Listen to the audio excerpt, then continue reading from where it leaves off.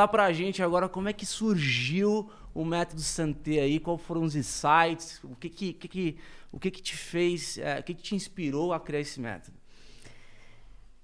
Nessa viagem da França, quando eu entendi que eu podia conhecer na prática o que era felicidade, e eu já tinha lido os livros e não tinha achado uma resposta em si, eu falei, por que não então eu entender por mim? E aí eu comprei uma viagem de volta ao mundo e fui dando a volta no globo. Uau. Parando em todos os lugares onde eu parava. É uma passagem onde você não pode voltar para trás. Você comprou a passagem que é essa, que você pode viajar o mundo? Isso, só que você não pode voltar para trás. Então você tem que parar mesmo.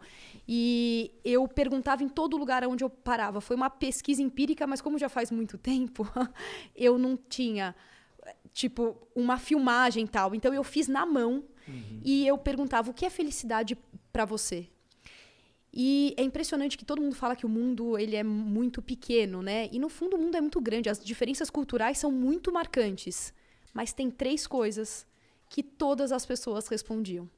E se a gente tivesse tempo e fizesse perguntas aqui, vocês iam ver o padrão como é impressionante. Todo mundo falava que para ser feliz, precisa ser amado. Ninguém quer ser feliz sozinho. Para ser feliz, não basta eu ser amado. Eu preciso ser amado, mas eu preciso ter senso de pertencimento, eu preciso ser escutado. Então, eu estou numa empresa, eu posso até gostar do propósito daquela empresa, mas se eu não me sinto escutado e se eu não faço parte, o senso de pertencimento, eu me sinto menos. E aí eu não estou feliz. E a terceira coisa é o poder errar. É óbvio que as pessoas não me respondiam, eu quero errar para ser feliz, Carol. Mas elas falavam, se eu tivesse largado, se eu tivesse escolhido, se eu tivesse me separado, se. E com essas 3 variáveis, eu falei, meu Deus, existe um padrão para a felicidade. E a minha cabeça de engenheira, como tudo, connect the dots, isso que é importante, eu falei, meu Deus, dá pra gente fazer algo com isso. Voltando pro Brasil, eu falei, se a equação não é tão complexa, porque ser amado, ser ouvido e poder errar é algo que está na mão de todo mundo. Eu falei, por que a gente está na contramão? Por que a gente está cada vez mais egoísta? Por que a gente está cada vez ouvindo menos e falando? A gente não ouve mais. E por que a gente está em empresas onde o erro não é permitido? E onde quando eu decido entrar numa carreira e eu não estou feliz nela, ou a vida acabou, ou as pessoas estão tão frágeis ao ponto de acabarem com a própria vida por conta de coisas menores. E aí eu virei especialista em neurociência, foi aonde eu realmente me encontrei, para entender o que estava por trás disso tudo. E aí eu criei um acrônimo chamado DOSE, que são os 4 hormônios da felicidade: dopamina, ocitocina, serotonina e endorfina. Quando a gente é amado e quando a gente é escutado, eles são liberados. Só que a diferença entre o veneno e o remédio é a dose. Porque se eu quiser ter dopamina, que é o do prazer, que é da intencionalidade, eu cheiro cocaína. É, o hedonismo, né? Aí eu vou para um pico exacerbado, mas todo o resto fica sem graça depois. Então eu preciso ter a dose certa. Então a felicidade também tem dose. E aí você fala, Carol, onde entra o poder errar na neurociência? A gente tem uma estrutura aqui atrás chamada cerebelo, que muitos conhecem como o equilíbrio. Mas ele é o grande CTO, ele é o dev do nosso cérebro. Ele que programa nosso cérebro. Então, se o nosso cérebro fosse uma empresa, a parte da frente, que é o nosso sistema racional, seria o CEO, tomada de decisão, funções executivas. A parte do meio seria o nosso sistema límbico emocional. Lembra da congruência? Sim. E o cerebelo, ele fica falando o que está certo e o que está errado. Só que ele só faz isso se eu tiver feedback, feed forward. Eu preciso avisá-lo que está errado. É tentativa e erro. Olha o erro. Eu aprendi a andar errando, caindo. Eu aprendi a falar errando. E quando a gente cresce, a gente não se permite mais errar. É como se tudo tivesse que ficar perfeito. E a gente está num mundo hoje da perfeição.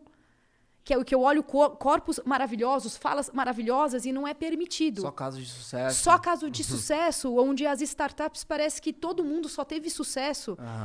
E o cerebelo precisa da tentativa e erro. Empresas, olha a importância do feedback, feed forward. Feedback, eu olhar para trás e eu ver o que aconteceu, e feed forward. Continue assim ou mude a rota. O Waze. Ou mude a rota. A gente não faz isso com a gente. E aí, pensando nisso, foi da onde nasceu o método. Qual que é esse método? Primeiro, você precisa se descobrir. Não tem outra forma. Não tem outra forma de, assim, você ter uma fundação se você ficar no efeito manada, se comparando, olhando para os outros, falando se eu sou hétero ou se eu não sou. Primeiro, olha para você, olha a sua história, olha o que você gosta. Pensa um pouco no sábado à noite. Pensa um pouco no que você brincava quando você era criança. Porque a gente esquece, quando acontecem coisas na nossa vida que são pesadas, a gente fala, eu não sei falar em público. Mas quando você era criança, você sabia? Ah, sabia, não era nada. Tá bom, o que aconteceu, então? Recurso você tem. Então, se descubra. E descubra quais são seus valores. Porque se você não tiver os mesmos valores que a empresa onde você trabalha, o senso de pertencimento ele não vai existir. Então, descubra aonde você está e descubra principalmente quem é você. Esse é o primeiro passo. Para depois você recriar talentos. Você precisa entender no que você é bom. Vamos parar com esse negócio de gap e de escola que está no tempo arcaico ainda, que fica estimulando só exatas. A gente deveria, se a pessoa é boa de matemática, ela deveria ter média 9 de matemática. Porque ali ela ia se esforçar, ia ter que aprender mais, ia se tornar referência naquilo. É a gente dar luz no que a gente é bom. Recriar um senso de visão comum de coisas boas. Potencializar talentos. A gente vive uma vida onde a gente não potencializa nada. A gente potencializa o que os outros falam. Mas eu tenho a genética e eu não desenvolvo. Eu tenho... E aí é muito interessante isso. Eu só vou falar sobre esse estudo porque ele é muito interessante. Foi feito um estudo onde eles queriam pegar qual que era o principal DNA de uma pessoa de alta performance. E foi descoberto... Foi o projeto Genoma, super conhecido. Foi descoberto que o ambiente influencia muito mais. Sabe o que isso significa? Que se eu tiver uma predisposição genética para depressão e se eu tiver num ambiente bom, onde eu sou valorizado, onde eu entendo os meus talentos, eu não vou desenvolver a depressão. Mas se eu não tiver a genética e o ambiente for tóxico, eu desenvolvo. Olha a importância de eu entender no que eu sou boa e eu me apegar e eu maximizar isso e eu viver na minha potencialidade, não no não limite de onde eu quero chegar. Porque passou de alguns milhões, não muda nada a sua vida. Nada. E a gente quer o mais fora e não percebe o que está mais dentro.